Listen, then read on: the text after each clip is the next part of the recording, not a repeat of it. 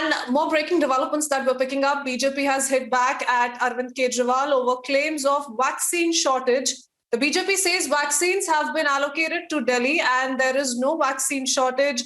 Delhi government cannot manage vaccine distribution. So there you have the BJP responding to what was said by Delhi Chief Minister Arvind Kejriwal earlier in the day on how there is vaccine shortage in the national capital. This response coming in from BJP spokesperson Sambit Patra. Listen.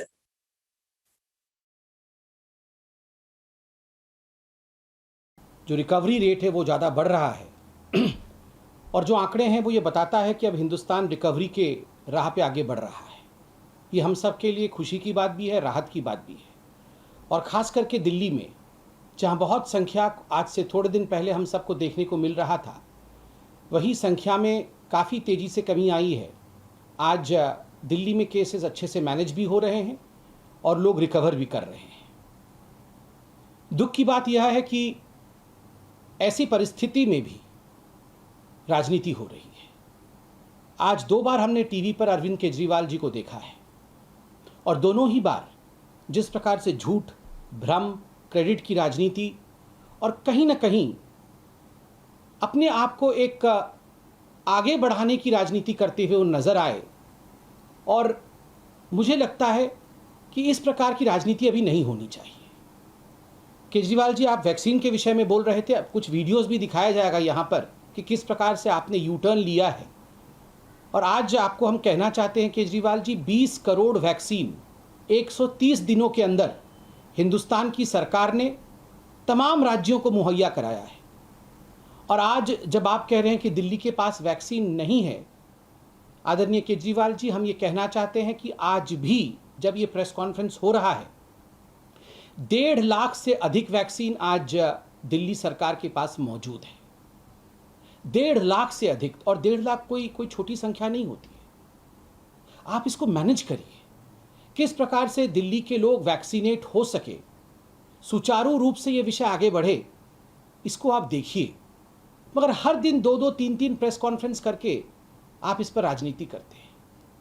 Kejriwal ji, 2 दिन से आपने और मनीष सिसोदिया जी ने ये कहा कि Pfizer, Moderna ये आपसे बात नहीं कर रहे हैं और जो भारत की सरकार है, वैक्सीन को लेकर भारत की सरकार को बातचीत करनी चाहिए और राज्यों को बातचीत नहीं करनी चाहिए।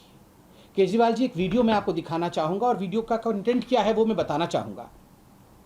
आप याद करिए, इससे पहले जब आपने प्रेस कॉन्फ्रेंस किया था, जब ये पूरा का पूरा वैक्सीनेशन प्रोसेस सेंट्रलाइज था, आपने क्या कहा था? जब ये वैक्सीनेशन प्रोसेस सेंट्रलाइज था तो आपने एक प्रेस कॉन्फ्रेंस करके कहा था कि इसको डिसेंट्रलाइज कर दीजिए, इसको ओपन करिए। दिल्ली एक एफिशिएंट स्टेट है, दिल्ली एक ऐसा राज्य है जो बहुत एफिशिएंटली काम करता है, और दिल्ली को इन एफिशिएंट स्टेट्स के साथ आखिर क्लब क्यों किया जाता है? कुछ ऐसे राज्य हैं जो कम एफिशिएंट है, ये आपके शब्द हैं, बिल्कुल हूबहू ये आपके शब्द हैं। पीसी के अंत में मैं छोटा सा वो वीडियो भी दिखाऊंगा आपको।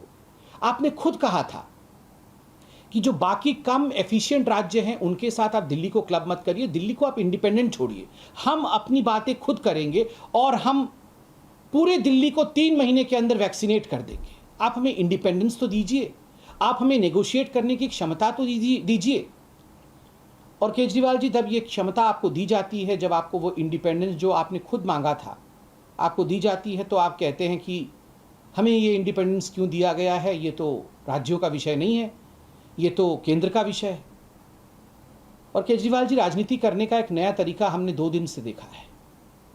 आप कहते हैं कि ये युद्ध की परिस्थिति है, इसमें कोई दो मत नहीं है कि कोरोना की जो लड़ाई है, ये फर्स्ट वेव भी एक युद्ध की परिस्थिति थी और सेकेंड वेव भी एक युद्ध की परिस्थिति है। पहली बार भी हिंदुस्तान इस युद्ध से जीता था और दूसरी वेव में भी हिंदुस्तान इस युद्ध से जीतेगा। हम हारेंगे नहीं, कभी भी घुटने नहीं टेकेंगे। मगर आज आपने इसमें पाकिस्तान का पुट, कहीं ना कहीं पाकिस्तान को लाने की कोशिश की। आपने कहा कि जब पाकिस्तान से युद्ध होगा तो क्या यूपी अपनी टैंक बनाएगा और दिल्ली अपना हथगोले बनाएगा या फिर न्यूक्लियर बॉम्ब बनाएगा? बिल्कुल नहीं, बिल्कुल नहीं बनाएगा केजरीवाल जी।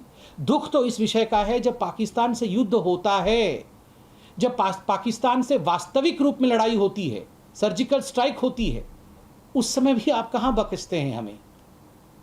उस समय भी आप राजनीति करने से कहाँ चूकते हैं? उस समय भी आप सबूत मांगते हैं, उस समय भी आप सर्जिकल स्ट्राइक पर, एयर स्ट्राइक पर विश्वास नहीं करते हैं। और आज भी जब देश कोरोना से लड़ रहा है तो आप इस युद्ध में भी राजनीति ढूंढ रहे हैं। आप नहीं चाहते हैं कि इस युद्ध को हम जीतें। केजरीवाल जी, कल हम अखबार देख रहे थे और आप सबने देखा होगा अखबारों में आपने प्रेस कॉन्फ्रेंस करके भी बताया कि थर्ड वेव के लिए आप पूरी तरह से तैयार हैं। ऑक्सीजन सिलेंडर्स आ गई हैं, क्रायोजेनिक टैंक्स आप खरीद रहे हैं, ऑक्सीजन प्लांट्स जो हैं आप एस्टैब्लिश कर रहे हैं। केजरीवाल जी, आज हम ये पूछ रहे हैं कि जब सेकेंड वेव आया था तो आप ये सब क्यों नहीं कर रहे थे? आपने टैंक्स क्यों नहीं मंगाए जो आज आप मंगा रहे हैं?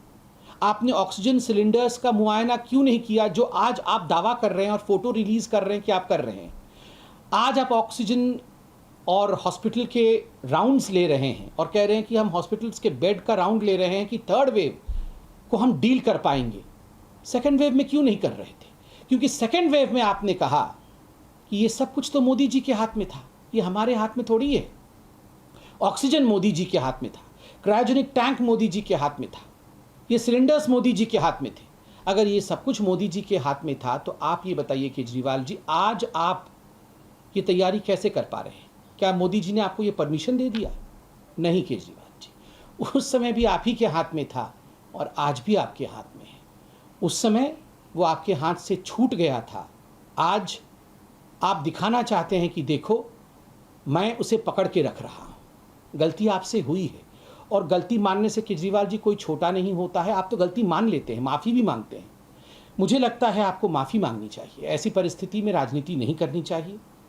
और केजरीवाल जी, आप देखिए, आज यूएस के बाद, अमेरिका के बाद कोई देश अगर 130 दिनों के अंदर 20 करोड़ से अधिक डोज लगाने में सक्षम रहा है वैक्सीनेशन का, तो वो केवल और केवल पूरे विश्व में हिंदुस्तान रहा है।